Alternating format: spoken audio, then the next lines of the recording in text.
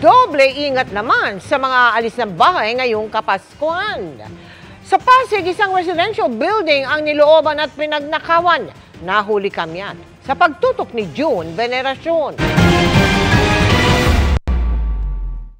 Unang araw ng simbang gabi, madaling araw ng December 16. Kuha sa CCTV ang dahan-dahan niyang pag-akyat ng lalaking ito sa pader ng residential building na ito sa barangay Santa Lucia, Pasig City.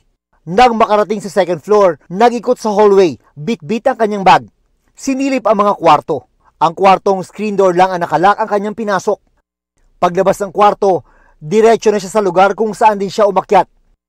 Nang mag-umaga, nagulat ang residenteng si Kevin, di niya tunay na pangalan, na napunta ang kanyang wallet sa hallway at wala ng laman.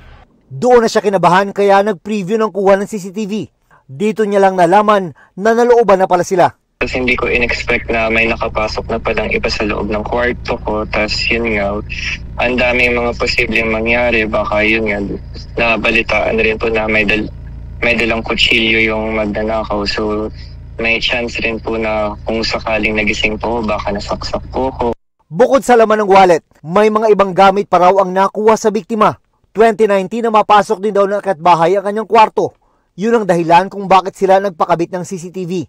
Ang husga ko nga po, baka same person lang din po yung nagkuha noon saka ngayon kasi kabisado niya na po yung bahay. Ang mga insidente tulad ng akatbahay tuwing panahon ng bakasyon, gaya ng Pasko at Bagong Taon, ang kabilang sa mga tinututukan ng PNP. Simula December 15 pa naka-heightened alert ang PNP kahit walang banta sa pambansang seguridad. Sa ngayon, nasa 37,000 na mga pulis na ang nakadeploy. At kung kinakailangan ay posible pa raw madagdagan yan para matiyak ang maayos at ligtas sa Pasko at Bagong Taon. Bilang bahagi po ng ating security deployment ay maglalagay po tayo ng mga pulis sa mga barangay, katuwang po nila yung ating mga barangay officials para bantayan po yung mga bahay at mga establishmento na may iwan po. Panawagan ng PNP sa publiko, lalo na sa mga iiwanan ng kanilang bahay, na magdoble ingat at huwag bigyan ng pagkakataon ang masasamang loob. Iwasan po natin yung mga tinatawag po nating mga at the moment post dahil parang in-announce nyo na rin po sa mga kawatan na kayo po ay wala doon sa inyong lugar. Para sa GMA Integrated News, June Veneracion, nakatutok 24 oras.